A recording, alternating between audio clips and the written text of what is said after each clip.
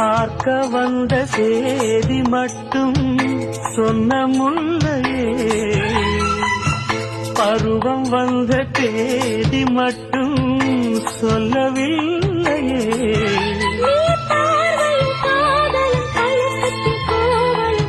சொல்லவில்லையே. உன்னை தொட்ட பெண்கள் இன்று என்னை தொட்டு சொன்னதொரு சேதி, உள்ளுக்குள்ளே ஆசை வைத்து தள்ளி தள்ளி போவதென்ன நீதி.